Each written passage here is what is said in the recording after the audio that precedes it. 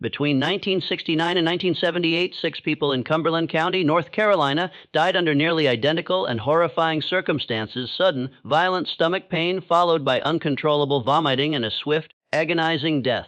On the surface, the victims seemed to have nothing in common.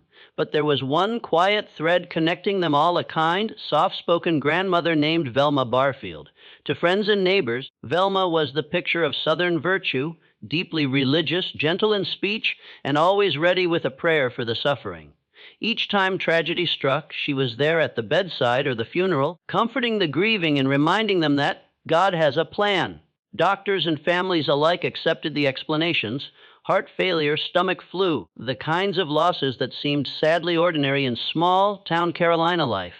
But in 1978, during a Pentecostal revival meeting, 56-year-old Stuart Taylor, Velma's latest companion, suddenly collapsed and died. This time his family refused to accept the usual story. They demanded an autopsy. What that autopsy revealed would tear through the quiet sanctity of Cumberland County, exposing Velma Barfield as one of America's most deceptive and methodical killers.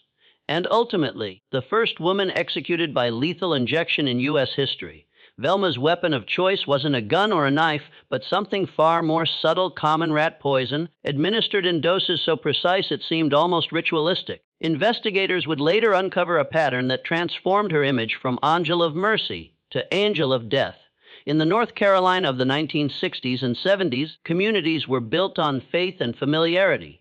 Church was the center of life, neighbors left their doors unlocked, and a grandmother's presence was a symbol of safety, not suspicion. In small farming towns like Parkton and Fayetteville, everyone knew everyone else's business, or so they thought. Before we continue with the chilling story of the grandmother who turned caregiving into killing, make sure to subscribe to Vintage Truths and tell us in the comments what state you're listening from, because in a world built on trust and faith, evil doesn't always hide in the shadows.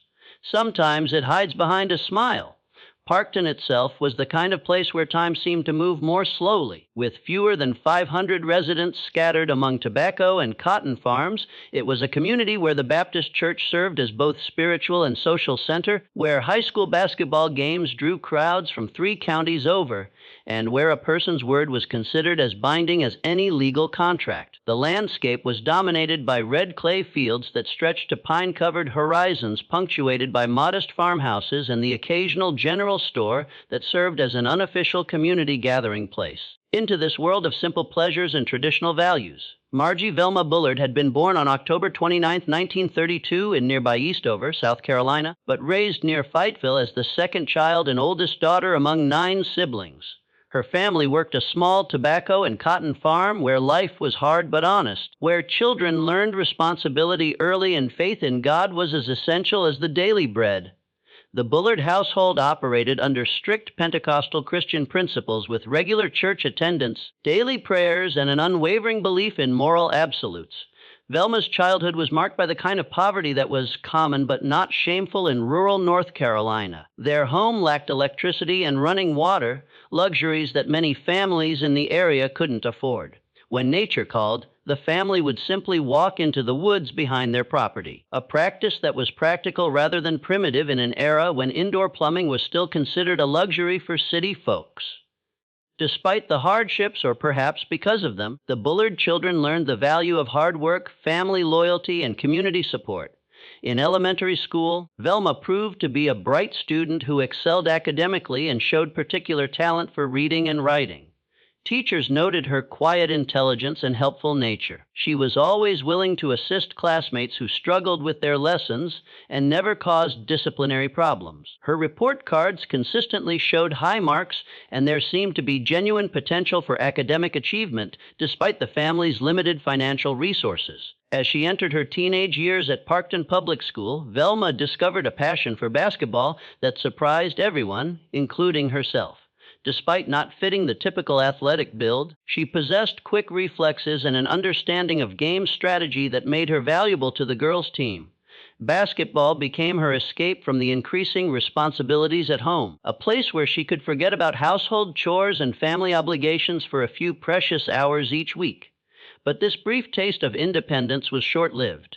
When her mother Lily gave birth to twins, the family dynamics shifted dramatically. As the oldest daughter, Velma was expected to sacrifice her personal interests for family needs. Lily, overwhelmed by the demands of caring for newborns while managing a household of 9 children, insisted that Velma quit the basketball team to help with housework, cooking, and child care. The disappointment was crushing for a young woman who had just discovered something she truly enjoyed and excelled at.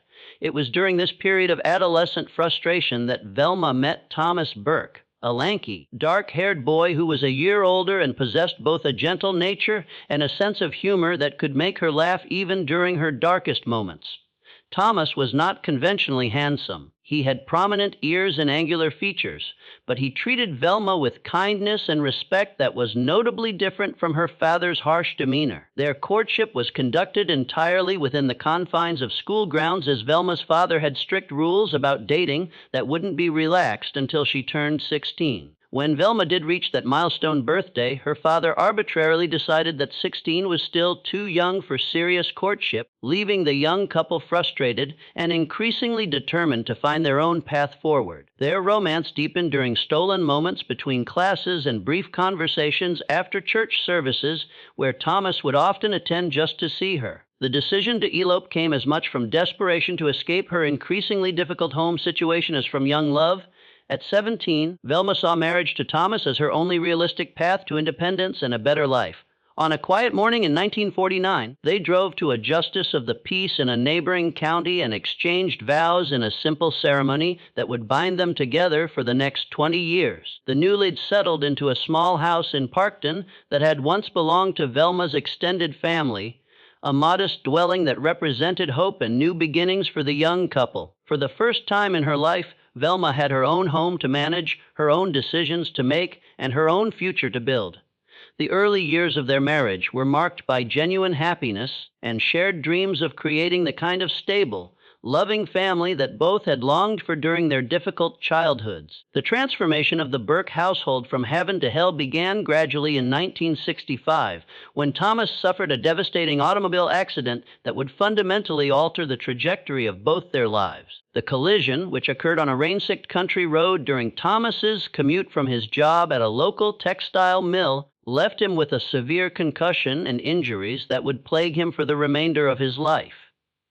The immediate aftermath of the accident seemed manageable. Thomas recovered from his initial injuries and returned to work within a few weeks, determined to provide for his family despite the persistent headaches and dizzy spells that had become his constant companions. But as months passed, it became clear that the damage was more extensive and permanent than anyone had initially realized.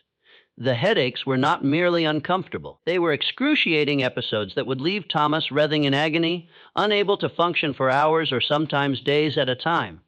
The pain was so severe that he began missing work regularly, which eventually cost him his position at the textile mill without steady employment and facing mounting medical bills. The family's financial situation became increasingly precarious. Like many working-class men of his generation who lacked access to adequate medical care or pain management resources, Thomas turned to alcohol as his primary method of dealing with chronic suffering. What began as an occasional beer to take the edge off his pain gradually escalated into serious dependency as the months turned into years without improvement in his condition. For Velma, whose strict Pentecostal upbringing had taught her that alcohol consumption was among the gravest of sins, Thomas's drinking represented not just a personal failing, but a spiritual crisis that threatened the very foundation of their marriage.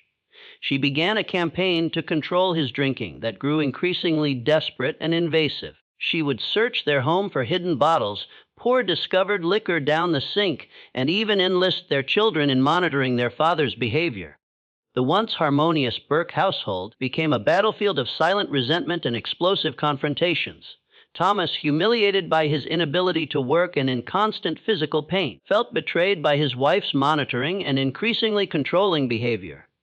Velma, watching the man she had married dissolve into someone she barely recognized, felt abandoned and frightened about their family's future. The situation reached a crisis point when Velma made the drastic decision to have Thomas committed to Dorothea Dix Hospital in Raleigh for alcoholism treatment. This action, taken without Thomas's consent and involving local authorities, represented the ultimate betrayal in his mind. Though the treatment was successful in helping him achieve sobriety, it came at the cost of destroying whatever trust and affection had remained in their marriage. During Thomas's absence, Velma was forced to support the family through her job at a local mill, work that was physically demanding and emotionally exhausting. To cope with the stress of single parenthood, financial pressure, and uncertainty about her marriage's future, she began taking prescription tranquilizers.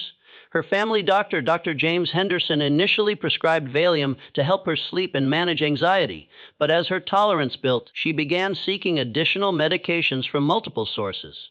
When Thomas returned from Dorothy Dix, he was sober, but fundamentally changed, bitter, resentful, and emotionally distant from the family he had once cherished. The man who had possessed a gentle nature and infectious humor had been replaced by someone who seemed to blame Velma for his current circumstances and who made no effort to hide his contempt for her actions. The marriage that had begun with such hope and love had devolved into a cold war of mutual antagonism.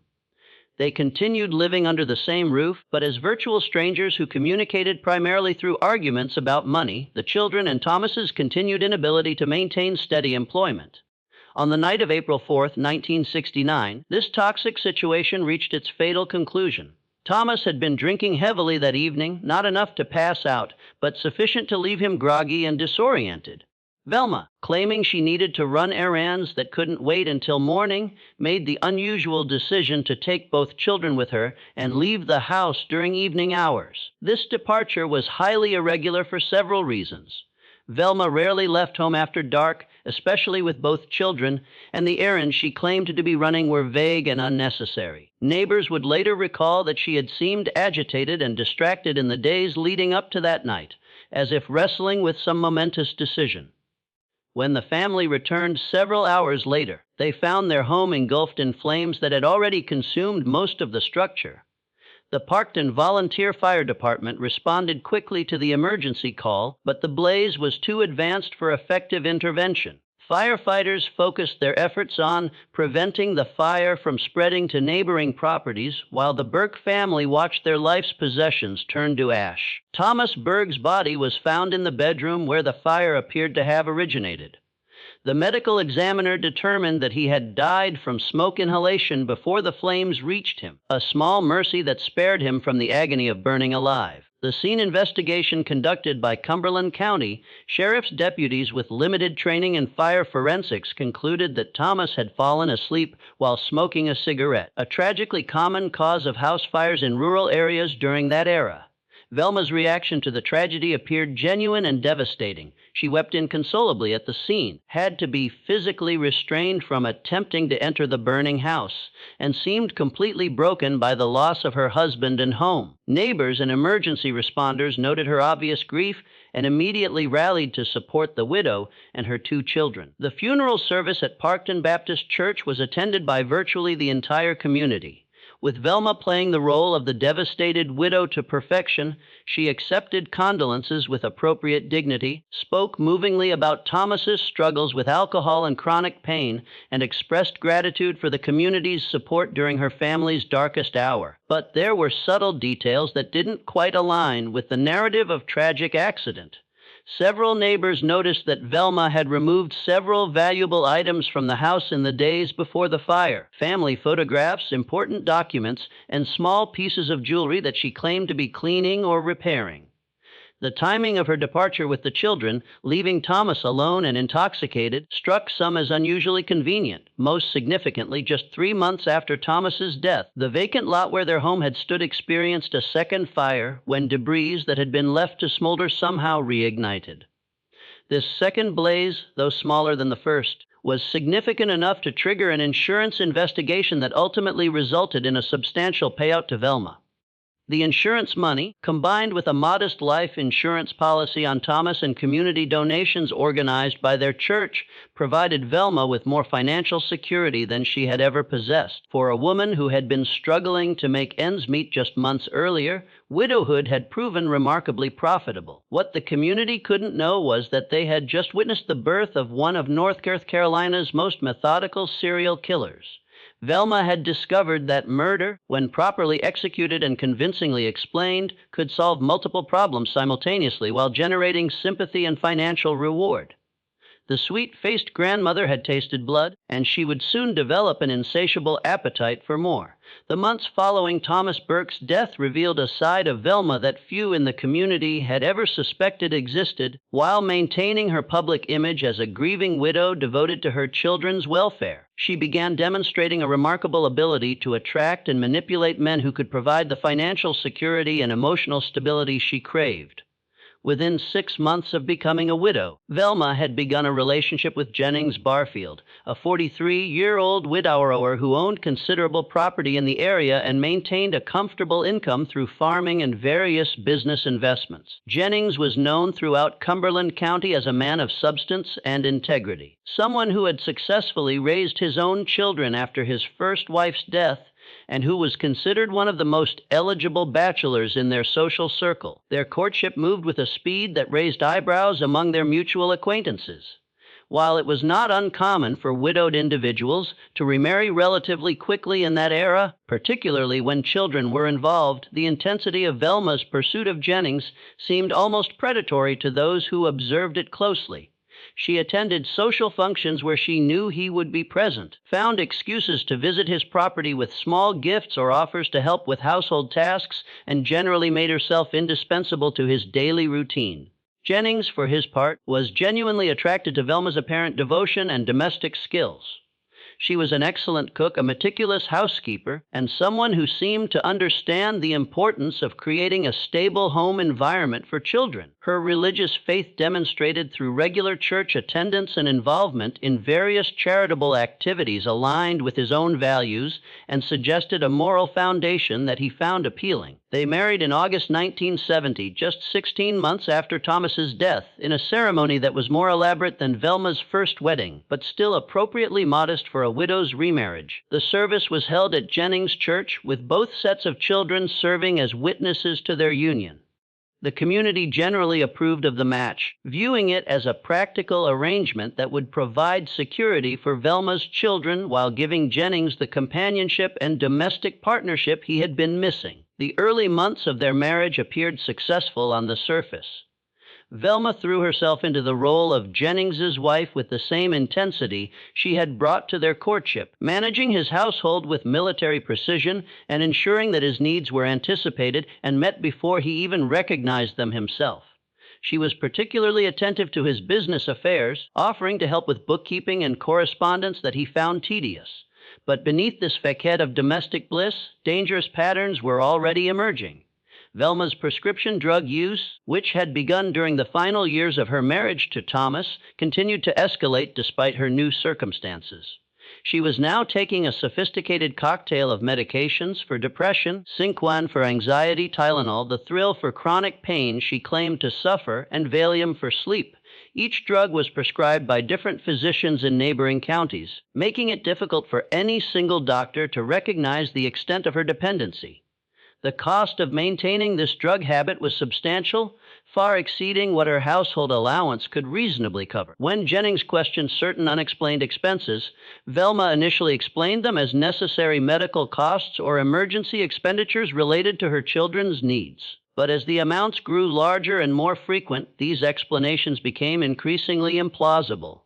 The truth was that Velma had begun systematically stealing from Jennings's accounts, using her access to his financial records to forge checks and make unauthorized withdrawals. Her technique was sophisticated. She would write checks for amounts just below the threshold that would trigger automatic bank verification, space the transactions across multiple accounts to avoid detection, and carefully study Jennings's signature until she could reproduce it flawlessly. For several months, this system worked perfectly. Jennings was a trusting man who rarely scrutinized his bank statements closely, and when he did notice discrepancies, Velma was always ready with reasonable explanations about household expenses or business costs that he might have forgotten. Her tears and apparent distress at being questioned were particularly effective at ending such conversations before they could develop into serious investigations. The situation began to unravel in early 1971 when Jennings's banker, a cautious man named Harold Mitchell, who had handled the Barfield family's finances for decades, noticed patterns in the account activity that seemed inconsistent with Jennings's normally conservative spending habits. Mitchell made discreet inquiries with Jennings about several large withdrawals withdrawals and check transactions, conversations that gradually revealed the extent of Velma's deception. The confrontation between Jennings and Velma was explosive and definitive. Unlike Thomas, who had been weakened by injury and alcoholism, Jennings was a strong-willed man who would not tolerate theft or deception from anyone, including his wife. He demanded full disclosure of her financial activities, threatened to involve law enforcement if necessary, and ultimately informed Velma that he was consulting with an attorney about divorce proceedings. For Velma, this crisis represented an existential threat. Divorce would mean public exposure of her crimes, likely criminal prosecution for forgery and theft, and complete loss of the financial security that Jennings's death could provide through inheritance and life insurance. More importantly, she had learned from Thomas's death that permanent solutions were often more effective than temporary compromises.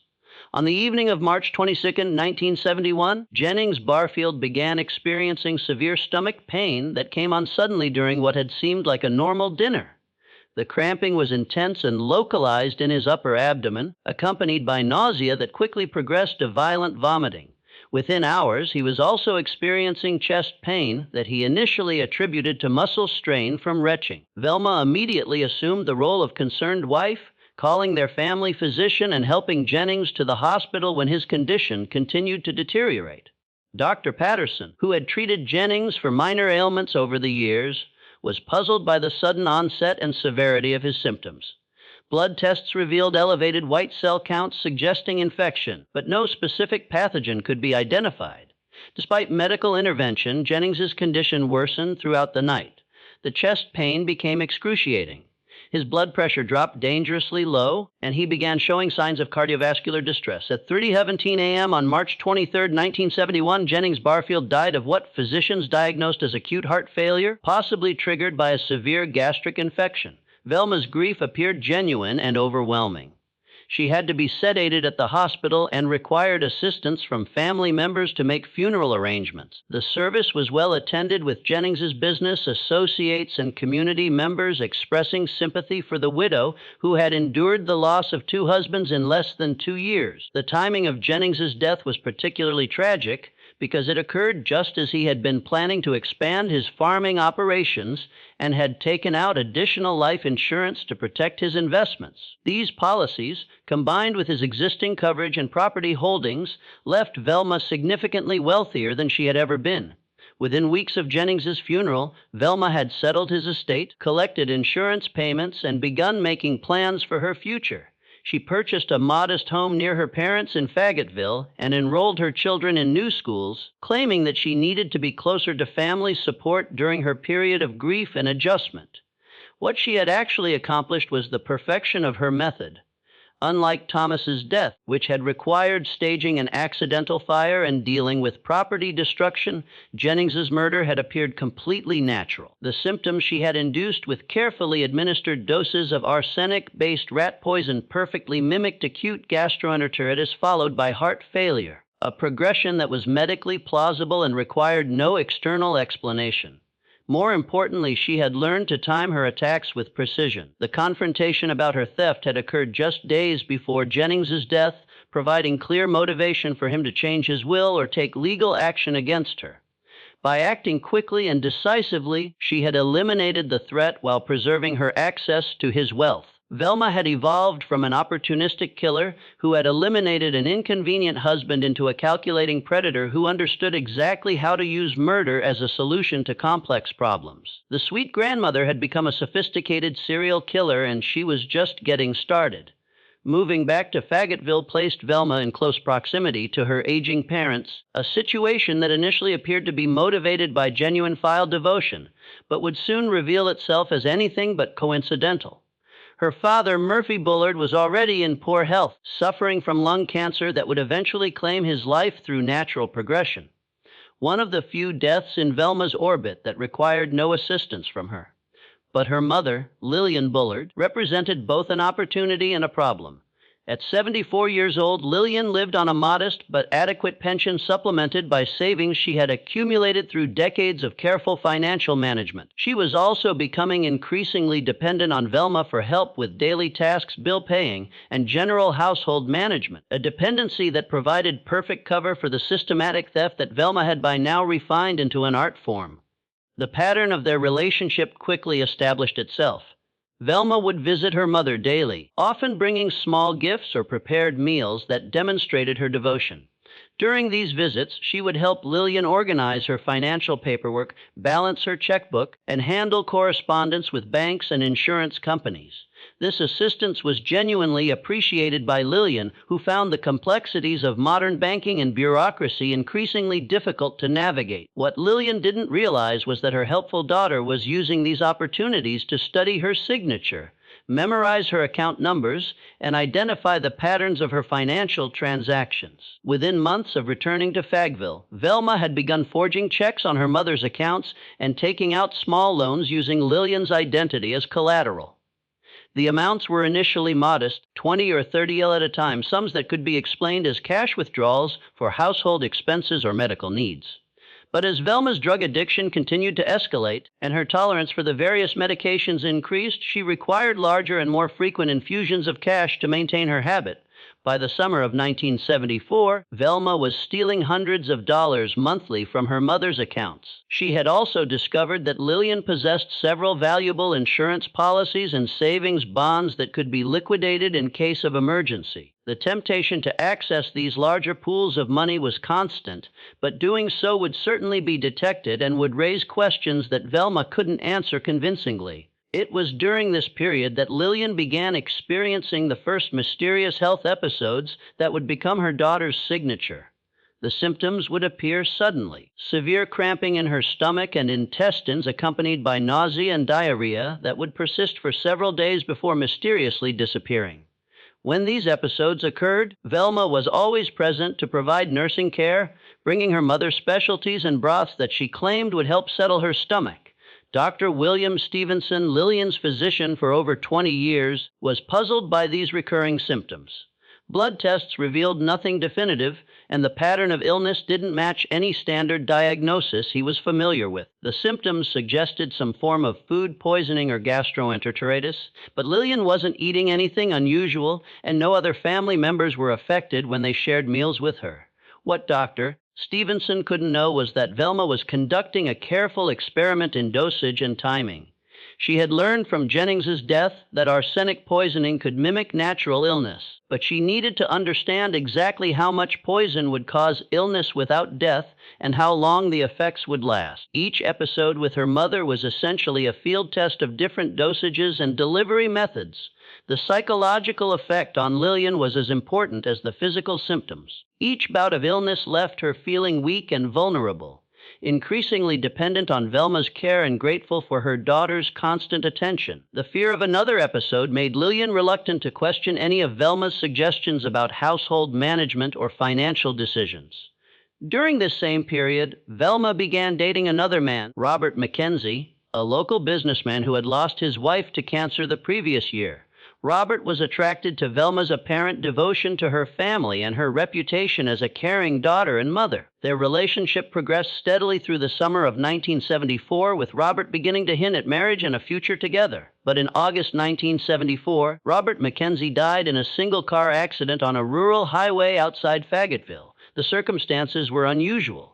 Robert was known as a careful driver who rarely traveled alone at night. Yet he had apparently lost control of his vehicle on a clear, dry road and crashed into a tree at high speed. No mechanical failure could be identified, and toxicology tests were not routinely performed on accident victims in that era. Robert's death was convenient for Velma in several ways. Their relationship had been progressing toward a level of intimacy and commitment that would have made her other activities more difficult to conceal. More importantly, Robert had been asking questions about her family situation and finances that suggested he was becoming suspicious of certain inconsistencies in her stories.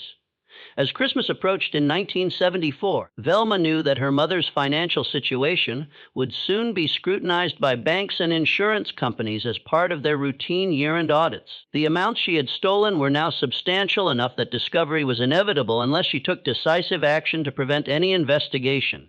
On the evening of December 28, 1974, during what should have been a peaceful holiday celebration with extended family, Lillian Bullard was struck by the most severe episode of stomach illness she had ever experienced. The pain was excruciating and constant, unlike the intermittent cramping of her previous episodes.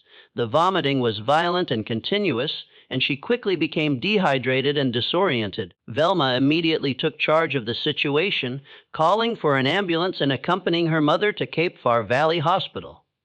Throughout the crisis, she maintained the image of a devoted daughter, holding Lillian's hand during transport and staying by her bedside as medical personnel worked to stabilize her condition. Dr. Stevenson was called to the hospital to consult on Lillian's case, but he was as baffled as the emergency room physicians by the severity and progression of her symptoms. Blood work revealed significant abnormalities, but no specific cause could be identified. Intravenous fluids and anti-nausea medications provided temporary relief, but Lillian's overall condition continued to deteriorate. At 11:43 p.m. on December 30, 1974, Lillian Bullard died of what hospital records listed as complications from acute gastroenteritis. The attending physician noted that the case was unusual in its severity and rapid progression, but in an era before widespread awareness of poisoning cases, the possibility of deliberate harm was never seriously considered. Velma's grief at her mother's death appeared profound and genuine. She wept openly at the hospital, required sedation to sleep, and seemed completely devastated by the loss of the woman who had been her closest family member. The funeral was a major community event, with Lillian remembered as a devoted mother and grandmother who had raised 9 children and lived a life of Christian service. The settlement of Lillian's estate provided Velma with additional financial resources. But more importantly, it eliminated any possibility that her theft would be discovered. With her mother dead, there was no one to question missing funds or forged signatures, and the estate proceedings actually legitimized Velma's access to accounts she had been looting for months. But perhaps most significantly, Lillian's death had provided Velma with absolute confidence in her method. She had successfully murdered her own mother without arousing the slightest suspicion from medical professionals, family members, or law enforcement. The crime had been executed with clinical precision and had yielded exactly the results she had intended. Velma had crossed a line that even the most hardened criminals rarely approach. She had killed the woman who had given her life. If she could murder her own mother without remorse or detection, no one else would be safe from her calculated malice. By 1975, Velma's criminal activities had become increasingly sophisticated and bold, but they had also made her overconfident. The success of her previous murders had convinced her that she was virtually untouchable, a belief that led to carelessness in areas where she had previously been meticulous. Her check forgery operations, which had been conducted with careful attention to amounts and timing, became more aggressive and less discriminating. This overconfidence came to an abrupt end when she was arrested on 7 counts of writing bad checks, charges that carried serious felony penalties in North Carolina. The investigation revealed a pattern of financial crimes spanning multiple counties and involving numerous victims, from small businesses to individual citizens who had trusted her with access to their accounts. The trial was a sobering experience for Velma. For the first time since she had begun her criminal career, she was facing serious consequences for her actions. The judge, noting the scope and deliberate nature of her crimes, sentenced her to 6 months in prison, a punishment that sent shock waves through the community that had continued to view her as an unfortunate widow struggling to survive. Prison should have been a wake-up call, an opportunity for Velma to confront her addictions and criminal behavior before they led to even more serious consequences. Instead, it became a graduate school for criminal activity. She was housed with other women who had committed financial crimes, and she learned new techniques for forgery, identity theft, and manipulation that made her previous methods seem amateur-ish by comparison. More dangerously, prison reinforced Velma's sense that she was smarter and more capable than the authorities who were supposed to catch criminals like her. She had committed 3 murders without arousing any suspicion. And even when she was caught stealing, the punishment was minimal. The lesson she drew from this experience was not that crime didn't pay, but that violent crime was much safer than financial crime because dead victims couldn't testify. When she was released after serving just 3 months of her sentence, Velma emerged with a new understanding of how vulnerable certain populations were to exploitation. During her incarceration, she had heard stories from other inmates about elderly victims who had been easy targets for financial scams, and she began to see the potential for combining her caregiving skills with her murderous impulses. In 1976, she found the perfect opportunity when she was hired as a home health aide for Montgomery and Dolly Edwards, an elderly couple in Lumberton. Montgomery was 94 years old, Dolly was 84, and both were wealthy enough to afford private care, but isolated enough to be vulnerable to systematic abuse. They had limited contact with extended family and few friends who visited regularly, making them ideal targets for someone with Velma's particular skills. The Edwards family was impressed by Velma's references and apparent devotion to her patients. She had carefully cultivated relationships with several churches in the area, presenting herself as a woman who had been forced into caregiving work by economic necessity, but who approached her duties with Christian dedication. Her request for Wednesday nights and Sundays off to attend religious services reinforced this image and provided her with alibis for times when she might need to be away from her victims. Montgomery and Dolly welcomed Velma into their home with the trust that characterized their generation's attitude toward caregivers. They gave her access to their financial records so she could help with bill paying, provided her with keys to their home and automobiles, and gradually became dependent on her for everything from meal preparation to medication management. What they didn't realize was that Velma had begun her standard pattern of theft almost immediately upon starting work. She studied their signatures, memorized their account numbers, and identified the patterns of their financial transactions with the expertise of a professional criminal. Within weeks, she was forging checks on Montgomery's accounts and making unauthorized withdrawals that she disguised as legitimate household expenses. The amounts she stole were substantial, but carefully calculated to avoid immediate detection. Montgomery's advancing age and increasing confusion made him an unreliable monitor of his own finances, and Dolly had never been involved in money management and didn't understand the family's financial situation well enough to notice discrepancies. For several months, this arrangement worked perfectly from Velma's perspective. She was being paid a legitimate salary for her caregiving work, while simultaneously stealing far more than her wages through her forgery operations. The elderly couple trusted her completely and often expressed gratitude for her dedicated service, never suspecting that their trusted caregiver was systematically looting their life savings. Montgomery Edwards died on January 29, 1977, of what appeared to be natural causes related to his advanced age and failing health. His death was expected and peaceful, requiring no intervention from Velma beyond ensuring that he was comfortable during his final days. The family was grateful for her care during this difficult period and asked her to continue working for Dolly during her adjustment to widowhood. But just over a month later, on March 1, 1977, Dolly Edwards began experiencing symptoms that had become disturbingly familiar to anyone who had observed Velma's previous victims. The elderly woman, who had seemed to be coping well with her husband's death, suddenly developed severe cramping nausea and diarrhea that progressed rapidly from uncomfortable to life-threatening. Velma was by Dolly's side throughout the ordeal, demonstrating the same devoted care she had shown during Montgomery's final illness. She prepared special broths and teas for Dolly, claiming they would help settle her stomach, and stayed with her around the clock as her condition deteriorated. When it became clear that Dolly needed hospitalization, Velma rode in the ambulance and maintained her vigil at the hospital bedside. Despite medical intervention, Dolly's condition continued to worsen. The symptoms were consistent with severe gastroenteritis, but the rapid progression and intensity suggested something more serious than a simple stomach virus. On March 1, 1977, Dolly Edwards died with Velma holding her hand and whispering prayers for her peaceful passage.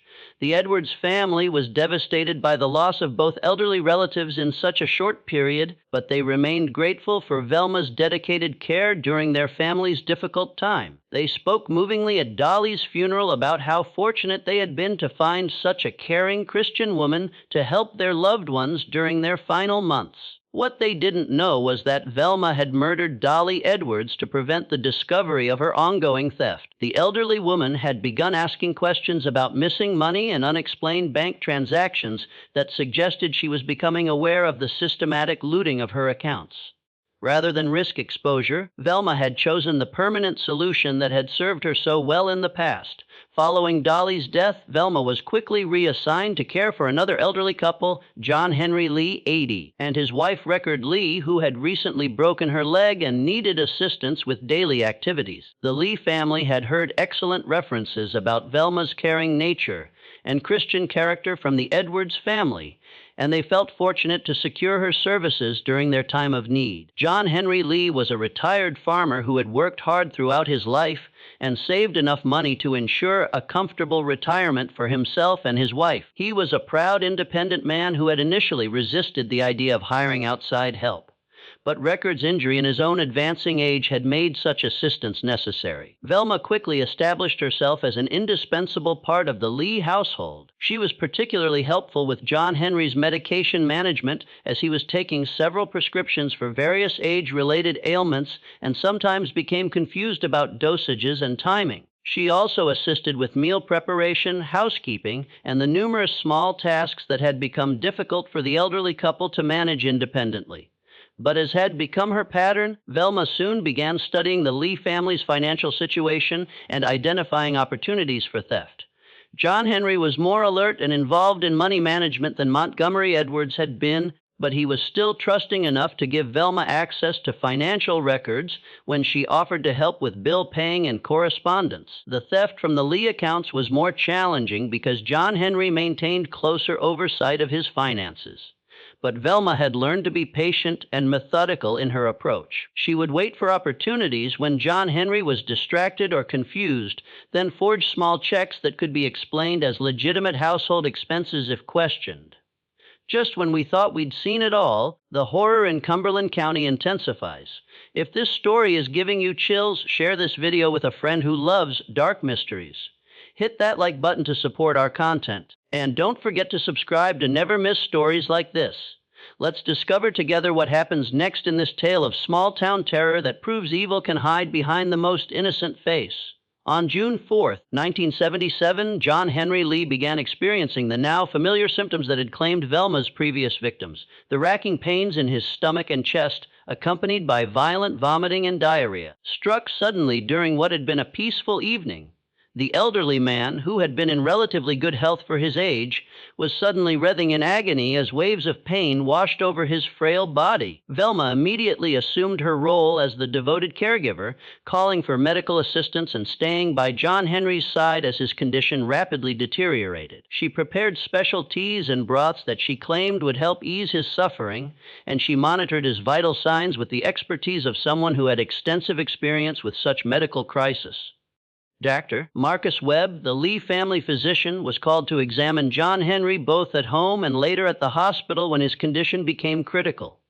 The symptoms suggested severe gastroenteritis, possibly caused by food poisoning or a viral infection, but the rapid progression was unusual for a man who had been eating the same foods as his wife without ill effects.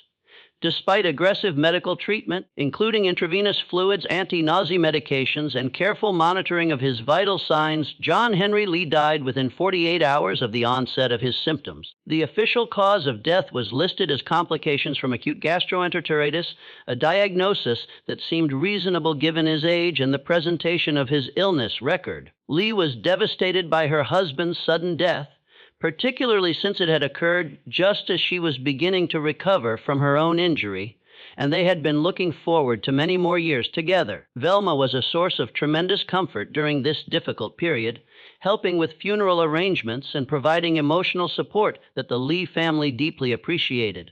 But once again, Velma had eliminated a victim who was becoming too observant about her financial activities. John Henry had begun asking pointed questions about certain bank transactions and missing funds that suggested he was developing suspicions about his trusted caregiver's honesty. His death removed this threat while reinforcing Velma's reputation as an unlucky woman who seemed to attract tragedy wherever she went.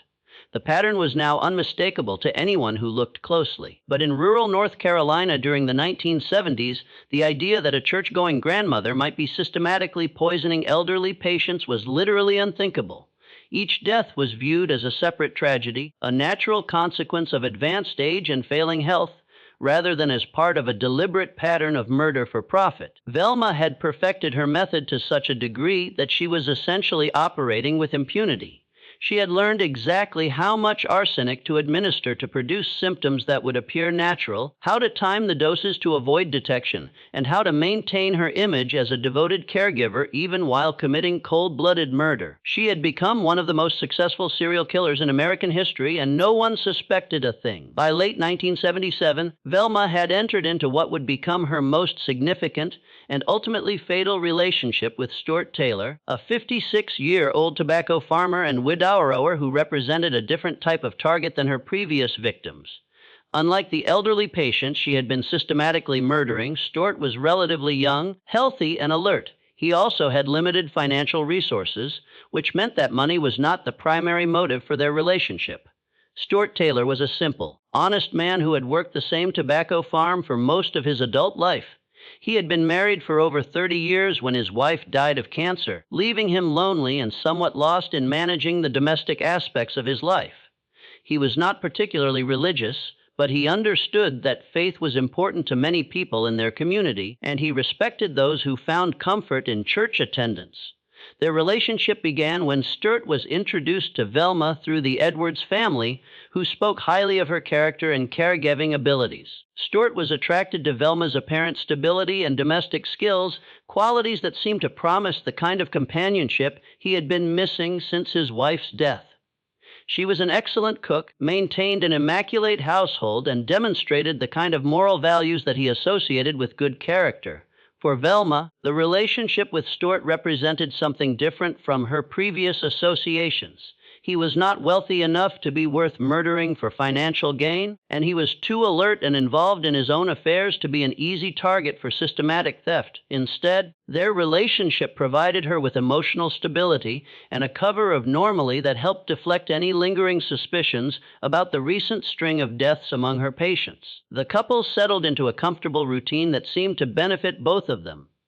Stuart appreciated having someone to cook his meals, manage his household, and provide companionship during the long winter evenings. Velma enjoyed the security of a stable relationship and the respectability that came from being associated with a man who was well regarded in the farming community. But beneath this veneer of domestic tranquility, Velma continued her drug addiction and the financial crimes necessary to support it. She had been taking prescription medications for so many years that her tolerance required increasingly large doses to achieve the desired effects. The cost of maintaining her habit far exceeded what her legitimate income could support, forcing her to resume the check forgery activities that had previously landed her in prison. Stuart's bank accounts became her new target, though she was more careful this time to avoid the mistakes that had led to her previous arrest. She studied his signature until she could reproduce it perfectly, memorized his account numbers and typical transaction patterns, and began writing forged checks for amounts that would not immediately trigger bank scrutiny. For several months, this system worked effectively. Stuart was a trusting man who rarely examined his bank statements closely, and when he did notice discrepancies, Velma was always ready with reasonable explanations about household expenses or business costs that he might have forgotten. Her tears and apparent distress at being questioned were particularly effective at ending such conversations before they could develop into serious investigations. The situation began to unravel in late January 1978 when Stuart's banker, Harold Patterson, noticed irregular patterns in his account activity during a routine review. Patterson had known Stuart for decades and was familiar with his conservative spending habits, so the recent increase in check-writing activity struck him as unusual enough to warrant inquiry. During a casual conversation at the local feed store, Patterson mentioned some of the larger transactions to Stewart, asking if he was planning any major purchases or improvements to his property. This innocent inquiry revealed that Stewart had no knowledge of several significant withdrawals, setting in motion the investigation that would ultimately expose Velma's crimes. Stewart confronted Velma on the evening of January 31, 1978, with documentary evidence of her forgeries that Patterson had helped him compile. The confrontation was more intense than any argument they had previously had, with Stewart demanding complete disclosure of her financial activities and threatening to involve law enforcement if she couldn't provide satisfactory explanations. The argument escalated quickly, with Stewart becoming increasingly angry as the scope of Velma's deception became clear. In a moment of rage, he grabbed Velma by the shoulders and shook her, shouting that she had betrayed his trust and destroyed their relationship. This physical confrontation, while brief and relatively mild, represented a line that Stewart had never crossed before, and that Velma interpreted as a direct threat to her safety. For a woman who had murdered her own mother without hesitation, eliminating a boyfriend who had discovered her crimes was almost automatic. Stewart had become a threat that needed to be neutralized, and Velma had a proven method for dealing with such problems permanently. That evening, despite the tension from their earlier confrontation, Stewart and Velma attended a Pentecostal revival meeting featuring the famous preacher Rex Humbard at the Cumberland County Civic Center in Fayetteville. Stewart had agreed to accompany her despite their fight, partly because he wanted to work through their problems and partly because he knew how important such events were to her spiritual life. They were both dressed in their Sunday best for the occasion, presenting the appearance of a normal couple attending a religious service. Other attendees who knew them noted that they seemed somewhat subdued, but attributed this to the serious nature of the revival atmosphere rather than to any personal difficulties they might be experiencing. As the revival service began, Stewart started experiencing severe nausea and stomach pain that came on suddenly and intensely. The symptoms were initially subtle, a slight queasiness that he attributed to nerves from their earlier argument, but they quickly escalated to debilitating levels that forced him to leave his seat and seek relief in the restroom. Velma was immediately attentive and concerned, following him to check on his condition and offering to take him home if he was feeling unwell.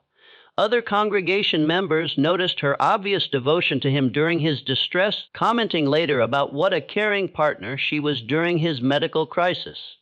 When Stewart's condition failed to improve during the service, Velma insisted on taking him home and putting him to bed, promising to monitor his symptoms and call a doctor if necessary. The drive home was agonizing for Stewart, who was now experiencing waves of cramping pain that left him doubled over and struggling to breathe normally.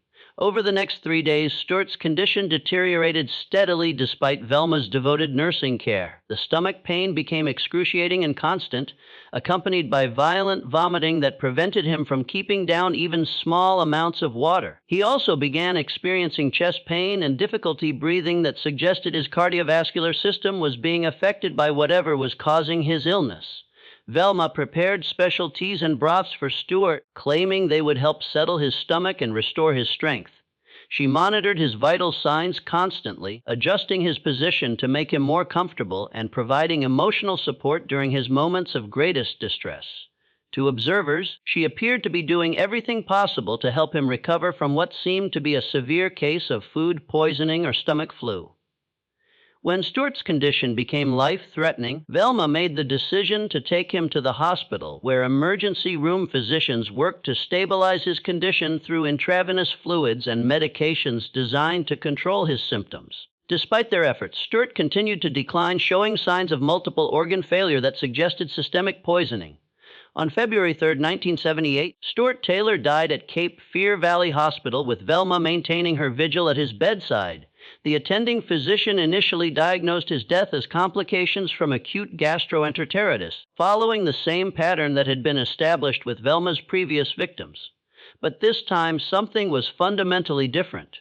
Stewart's relatives, particularly those who knew about his recent discovery of Velma's financial crimes, were deeply suspicious of the timing and circumstances of his death. Unlike the elderly victims whose deaths had been attributed to natural causes, Stewart had been relatively young and healthy, making his sudden illness and rapid decline much more difficult to explain as natural occurrence. The family's demands for a complete autopsy represented the first serious challenge to Velma's method. For nearly a decade, she had been able to murder with impunity because her victims' deaths had been accepted as natural or accidental. But Stewart's family refused to accept the initial medical diagnosis and insisted on thorough toxicological testing that would reveal the true cause of his death. Even before the autopsy results were available, the investigation began to unravel Velma's carefully constructed facade. Her own sister, who had been harboring growing suspicions about the pattern of deaths surrounding Velma, contacted the Lumberton police with information that would change everything. In a tearful phone call that would later be described as one of the most dramatic moments in Cumberland County law enforcement history, Velma's sister told investigators that she believed her sibling had poisoned Stewart, Taylor, and possibly other victims. The call came from a woman who was torn between family loyalty and moral obligation, someone who could no longer remain silent about her terrible suspicions. When the autopsy results confirmed the presence of lethal levels of arsenic in Stewart Taylor's system, police finally had the evidence they needed to arrest the woman who had been hiding in plain sight as one of North Carolina's most prolific serial killers. The arrest of Velma Barfield on March 28, 1978 sent shock waves through the rural communities of Cumberland and Robeson counties where she had operated for nearly a decade. The woman who had been viewed as an unlucky widow, a devoted daughter, and a caring grandmother was suddenly revealed to be a calculating serial killer who had used arsenic-based rat poison to systematically eliminate anyone who threatened her financial security or discovered her crimes. Under interrogation by experienced detectives from the North Carolina State Bureau of Investigation, Velma's carefully maintained composure finally cracked. Faced with irrefutable physical evidence of Stewart Taylor's arsenic poisoning and mounting circumstantial evidence linking her to other suspicious deaths, she began to confess to crimes that shocked even veteran law enforcement officers. In a series of statements that were recorded and later used as evidence in her trial, Velma admitted to poisoning Stewart Taylor, her elderly mother Lillian Bullard, Dolly Edwards, and John Henry Lee. Her confessions were delivered in a matter-of-fact tone that investigators found more chilling than any emotional display of remorse might have been. She described her methods with clinical precision, explaining how she had calculated dosages, timed administrations, and monitored symptoms to achieve the desired results. According to her statements, Velma claimed that she had never intended to kill any of her victims.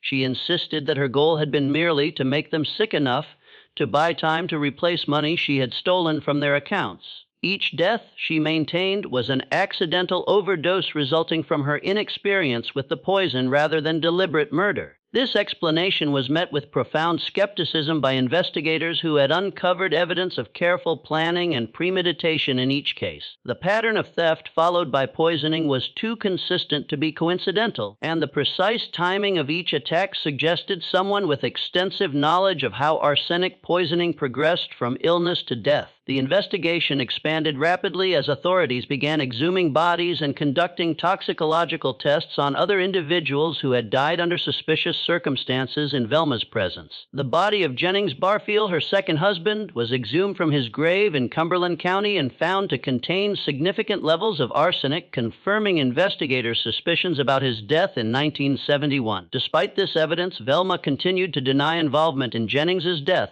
just as she steadfastly refused to admit to killing her first husband, Thomas Burke, in the house year of 1969. Even when confronted with the statistical impossibility of so many deaths occurring naturally around one person, she maintained her innocence regarding these earlier crimes. The case attracted national media attention as details of Velma's crimes became public. The image of a grandmother systematically poisoning elderly patients and family members challenged fundamental assumptions about who could be capable of serial murder. News outlets struggled to reconcile the sweet-faced woman in church photographs with the calculating killer described in police reports. Her trial began on November 27, 1978 in Bladen County Superior Court, with the case having been moved from Robeson County due to extensive pre-trial publicity. The proceeding was presided over by Judge Henry A. McKinnon, one of North Carolina's most experienced and respected trial judges who had handled numerous capital cases throughout his distinguished career. The prosecution, led by District Attorney Joe Freeman Britt, presented a methodical case that traced the pattern of theft and murder from Thomas Burke's death in 1969 through Stuart Taylor's poisoning in 1978. They introduced evidence of Velma's systematic check forgery operations, her access to each victim's financial resources, and the timing of each death in relation to the discovery or potential discovery of her crimes. Particularly damaging was testimony about Velma's behavior during and after each victim's illness. Witnesses described how she had insisted on preparing special foods and drinks for her victims, how she had monitored their symptoms with unusual interest, and how she had seemed almost eager to volunteer information about their medical conditions to physicians and family members. The defense team, led by attorneys Robert Jacobson and Richard Burr, faced an almost impossible task in light of the physical evidence and Velma's own confessions. They attempted to argue that her judgment had been impaired by her extensive use of prescription drugs, claiming that she had been too intoxicated to form the intent necessary for first-degree murder. They also introduced testimony about Velma's difficult childhood and alleged history of sexual abuse, hoping to generate sympathy from the jury and provide psychological explanations for her criminal behavior. Dr. Dorothy Outnow Lewis, a prominent psychiatrist from New York University, testified that Velma suffered from dissociative identity disorder and claimed to have spoken with an alternate personality named Billy, who had supposedly committed the murders. This psychiatric testimony was met with skepticism by both the judge and jury. Judge McKinnon famously responded to the multiple personality defense by stating, "One of them did it. I don't care which one," making clear his view that the legal system was concerned with actions rather than psychological theories about motivation. The jury deliberated for less than an hour before returning a verdict of guilty on the charge of first-degree murder in Stuart Taylor's death. The speed of their deliberation reflected the overwhelming nature of the evidence and their conviction that Velma had deliberately planned and executed Taylor's murder. During the sentencing phase of the trial, the same jury was asked to determine whether Velma should receive life imprisonment or the death penalty. The prosecution argued for three aggravating circumstances: that the murder had been committed for pecuniary gain, that it had been committed to hinder law enforcement, and that it had been especially heinous, atrocious, and cruel. The defense presented evidence of Velma's drug addiction, her history of mental health problems, and her role as a mother and grandmother in an effort to establish mitigating factors that might save her from execution. They argued that her crimes were the result of desperation and addiction rather than inherent evil, and that she deserved the opportunity for rehabilitation rather than death. After considering all the evidence and arguments, the jury found that the aggravating circumstances outweighed any mitigating factors and recommended that Velma be sentenced to death. On December 2, 1978, Judge McKinnon formally sentenced her to death by asphyxiation in North Carolina's gas chamber, making her one of the few women on death row in the United States. The appeals process that followed lasted 6 years and involved numerous legal challenges based on claims of ineffective counsel, prosecutorial misconduct, and constitutional violations. Velma's attorneys filed appeals with the North Carolina Supreme Court, the United States Court of Appeals for the Fourth Circuit, and ultimately sought review by the United States Supreme Court. During her time on death row at Central Prison in Raleigh, Velma underwent what appeared to be a genuine religious conversion. She began leading Bible studies for other female inmates, counseling troubled prisoners, and corresponding with Christian leaders throughout the country. Her transformation was so notable that prominent evangelicals, including Billy and Ruth Graham, became advocates for commuting her sentence to life imprisonment. The campaign to save Velma's life gained international attention and generated thousands of letters to North Carolina Governor Jim Hunt requesting clemency. Supporters argued that her religious conversion demonstrated genuine remorse, and that executing a grandmother would set a dangerous precedent for the treatment of women in the criminal justice system. However, the families of her victims remained adamant that justice required her execution. They pointed out that Velma had shown no remorse for her crimes until after her conviction, and that her religious conversion seemed calculated to generate sympathy rather than representing genuine spiritual transformation. Governor Hunt ultimately denied all requests for clemency, stating that the severity of Velma's crimes and the calculated nature of her actions made her case inappropriate for executive intervention. In a final act of acceptance, Velma instructed her attorneys to abandon their pending appeal to the United States Supreme Court, stating that she wanted to die with dignity rather than continue prolonging the legal process.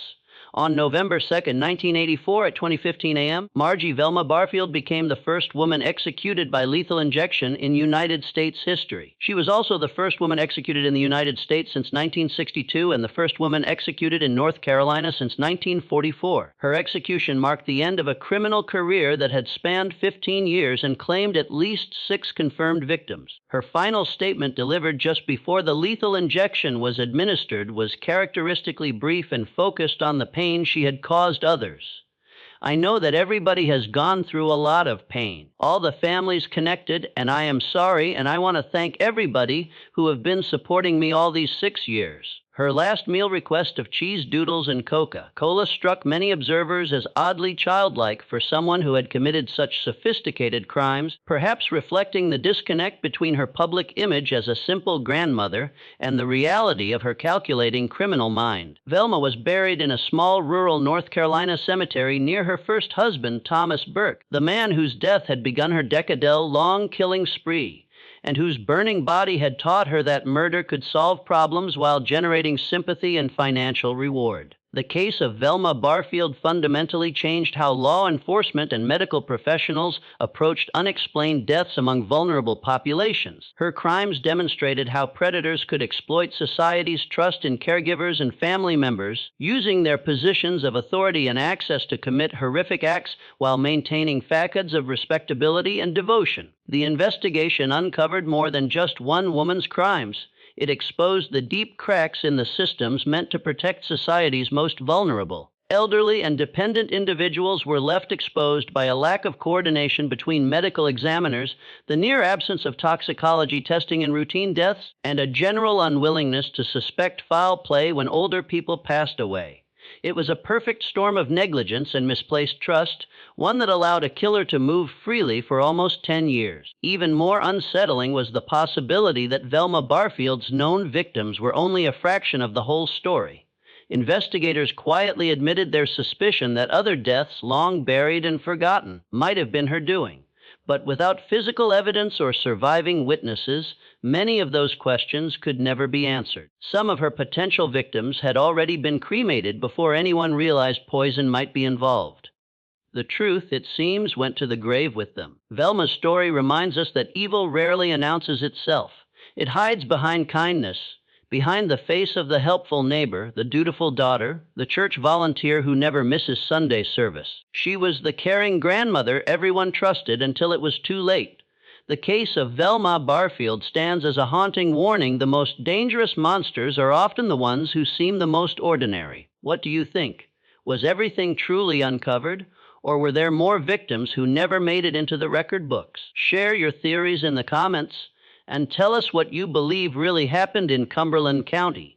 If you found this story chilling and want to hear more vintage true crime mysteries, make sure to subscribe to Vintage Truths, hit the notification bell, and share this episode with someone who loves exploring the dark corners of human nature. Because the past still has secrets, and together we'll uncover them, one story at a time.